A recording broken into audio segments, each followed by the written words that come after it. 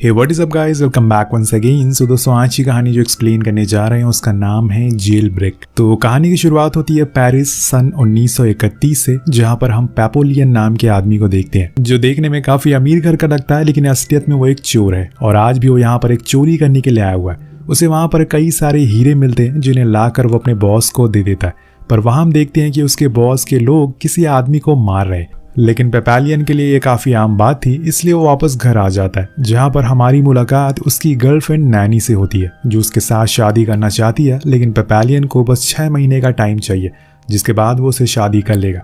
लेकिन जब अगली सुबह उसकी आंख खुलती है तो उसकी पूरी जिंदगी बदल जाती है। उसके घर पर पुलिस आ चुकी थी और तब उन दोनों का सारा प्लान चौपट हो जाता है। पुलिस का कहना था कि उसने एक आदमी का खून किया है और उसकी बॉडी भी उन्हें मिल गई है। दरअसल पेपोलियन के बॉस जिस आदमी को मार रहे थे, पुलिस वालों को उसी की लाश मिली थी और कई लोगों ने पेपोलियन को वहां पर देखा था, इसलिए अब वो फंस चुका है। लेकिन क्या पता था इल्जाम उसके बॉस ने ही उस पर लगाया हो खुद को बचाने के लिए। यहाँ से शुरू हो जाती है असली कहानी, जिसे कि आपने ना तो कभी सुना होगा और ना ही देखी होगी। एक ऐसी जेल ब्रेक स्टोरी जिसे कोई ऑफिशियल सुलझा नहीं पाया।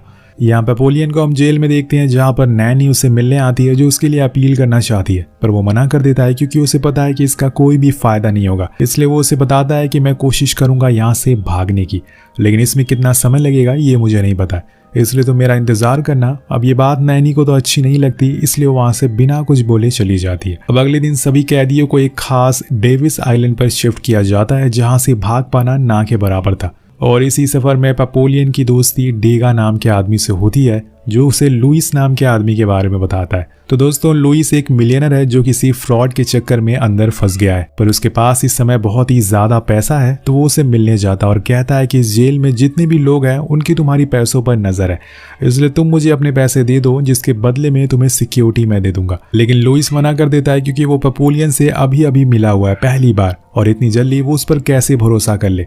अब उसी रात शिप पर कुछ लोगों को पता चल जाता है कि लुइस ने खुद के पेट के अंदर पैसे छुपा रखे हैं। तो एक आदमी उसे मारने की फिराक में उसके पास आकर सो जाता है और थोड़ी ही देर में उसे मार देता है, लेकिन उसने गलती से किसी और को मार दिया था जो कि हूबहू लुइस की तरह दिखता था। और इन सब चीजों से अब लुइस बहुत ही ज्यादा डर गया था, इसलिए अगले दिन वो सीधा जाता है पेपोलियन के पास और उसे कहता है कि तुम्हें जितना भी पैसा चाहिए यहाँ से भागने के लिए मैं दूंगा, लेकिन उसके बदले में तुम मुझे तब तक सिक्योरिटी दोगे जब तक मेरी अपील पूरी नहीं हो जाती। अब दोनों में डील डन हो जाती है और उसी रात एक बार फिर वही आदमी उस पर हमला कर देता है, लेकिन इस बारी पेपोलियन लुइस को बचा लेता है। कुछ समय के बाद वो लोग डेविस आइलैंड पर पहुंच जाते हैं, जहां की जेल किसी नरक से कम नहीं थी। चारों तरफ कुछ ऐसे लोग कैद थे जिनके लिए किसी का खून करना बस एक खेल था, और सबसे बड़ी चीज यहाँ से भाग पाना बहुत ही मुश्किल था, लेकिन मुश्किल काम में ही तो मजा है। हम जेल के वार्डन को देखते हैं, जो बहुत ही ज्यादा खतरनाक है। वो सभी को इस जेल में बने 3 रूल बताता है। पहला कि अगर कोई पहली बार यहाँ से भागेगा तो उसकी सजा 2 साल बढ़ा दी जाएगी, और अगर वो दोबारा भागेगा तो 5 साल की सजा बढ़ेगी, और अगर यहाँ पर किसी कैदी ने दूसरे कैदी का खून किया तो उसका सर अलग कर दिया जाएगा। ये सब पेपोलियन सुन रहा था, उसे थोड़ा मोड़ा डर भी लगता, लेकिन अभी भी वो बस अपने चारों तरफ ही देखे जा रहा था कि शायद उसे कोई रास्ता मिल जाए। लेकिन वहां के कैदियों को भी पता चल चुका था कि लुइस के पास काफी सारे पैसे हैं, इसलिए वो बस मौके की तलाश में थे, जिसके लिए पेपोलियन को तैयार रहना होगा, क्योंकि अगर उसे कुछ हुआ तो उसका यहाँ से जाने का रास्ता खत्म हो जाएगा। अब इन लोगों से काफी काम करवाया जाता है, लेकिन उसी में पेपोलियन एक रास्ता ढूंढ निकालता है। वो एक बोट वाले को पैसे का लालच देता है, जिससे कि वो उसे भगाने में मदद करेगा, लेकिन उसके पास सिर्फ 3 दिन बचे हैं, जिसके बाद वो बोट वाला यहाँ से चला जाएगा, इसलिए वो जो भी करना है उसे जल्दी करना होगा। अब इसी बीच फिर से एक आदमी आकर लुइस पर हमला कर देता है, लेकिन इस बारी भी पेपोलियन उसे बचा लेता है, पर इसमें उसे काफी चोट आती है। और अब यहाँ लुइस को समझ आ चुका था कि जब तक उसकी अपील पूरी होगी तब तक शायद वो जिंदा ही ना रहे, इसलिए वो भी अब अपने दोस्त के साथ भागने का फैसला कर लेता है। जिसके बाद दोनों अपनी प्लानिंग शुरू करते हैं, लेकिन कुछ दिनों बाद एक आदमी को सजा दी जाती है जिसका नाम था डेगा, और वो असल में इन दोनों का दोस्त होता है। लेकिन एक दिन उसकी तबीयत खराब हो गई, जिस वजह से उसे हॉस्पिटल में भर्ती कराया गया, लेकिन वहां से उसने भागने की कोशिश करी और इसी चक्कर में उसने 2 लोगों का खून कर दिया, इसलिए उसे आज मौत की सजा सुनाई जाती है।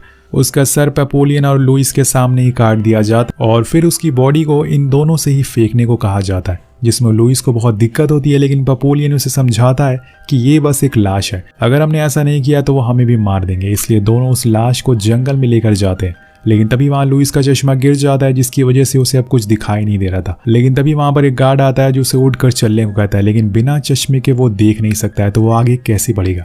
अब गार्ड को लगता है कि वो उसकी बात नहीं मान रहा है, इसलिए वो उसे कोड़े मारने लगता है। अब पेपोलियन उसे ऐसा करने से मना करता है, लेकिन वो नहीं मानता और तब उसे मजबूरन उसके सर पर पत्थर मारना पड़ता है। होप्स हो कि वो मरा ना हो, वरना उसकी जान तो जाएगी और साथ में लुइस की भी। लेकिन उससे पहले वो वहां से भाग जाता है और लुइस को वहीं छोड़कर। पेपोलियन बस भागता रहता है और ऐसे ही भागते भागते रात हो जाती है और तब जाकर उसे वही बोट वाला आदमी नदी के किनारे मिलता है, जिसे देखकर वो बहुत ही खुश होता है, पर उसके पास तो पैसे ही नहीं थे। तब पेपोलियन कहता है कि तुम मुझे मेरे घर छोड़ दो, उसके बाद मैं तुम्हें डबल पैसे दूंगा। पर वो बोट वाला आदमी हंसने लगता है, क्योंकि उसके पीछे बहुत सारे गार्ड्स थे और वो वार्डन से मिला हुआ था। उसने ही उन्हें बताया था कि पेपोलियन यहाँ से जरूर आएगा।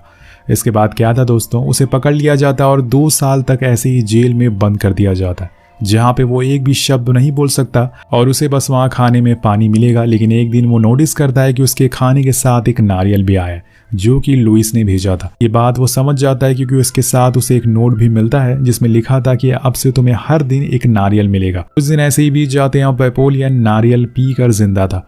लेकिन एक दिन गार्ड्स को उस पर कुछ शक होता है और वो वार्डन को बता देता है इस बारे में। वो आकर उससे इस नारियल के बारे में पूछता है कि ये किसने भेजा, लेकिन वो कुछ भी नहीं बताता और उसे प्रेशर दिया जाता है कि ये बताने के लिए, पर वो कुछ भी नहीं कहता। और तब वार्डन उसका खाना आधा कर देते हैं और धीरे धीरे खाना ही बंद कर देते हैं, जिससे पेपोलियन बहुत ही कमज़ोर होता जा रहा था। उसकी मेंटल हालत भी अब ठीक नहीं थी। वो अजीब अजीब हरकतें करता है और कुछ दिनों बाद वार्डन फिर से उसे पूछने के लिए आते हैं और वो नारियल उसे किसने भेजा, और तब भी जाकर वो उसे कुछ नहीं बताता। जिसके बाद उसे ऐसी जगह बंद कर दिया जाता है जहाँ पे रोशनी नाम की कोई चीज़ ही नहीं थी। उसे पूरे दिन पूरी रात बस अंधेरे में गुजारनी पड़ती है, जिसे एक दिन पेपोलियन बेहोश हो जाता है और वो कई दिन तक उठता ही नहीं। और तब गार्ड्स उसे हॉस्पिटल भेजते हैं और यहाँ हम लुइस को देखते हैं, जो पूरी तरीके से चेंज हो चुका था। वो असल में वार्डन का हेल्पर बन गया था। अब वो पेपोलियन से आकर माफी मांगता है और उसे बताता है कि उसके साथ जो कुछ भी हुआ बहुत ही गलत हुआ है। लेकिन पेपोलियन पागल नहीं हुआ था, वो बस नाटक कर रहा था ताकि वो उस कैद खाने से बाहर निकल सके। वो लुइस को फिर से यहाँ से भागने का प्लान बताता है जो उसने उस कैद खाने में बनाया था, पर इस बार उन्हें कुछ और लोगों की जरूरत पड़ने वाली थी, इसलिए वो उसे 2 भरोसे वाले लोगों को इकट्ठा करने को कहता है। कुछ दिनों बाद हम 2 और लोगों को देखते हैं जिनके नाम थे स्मिथ और जॉनी, जो इनके साथ यहाँ से भागेंगे।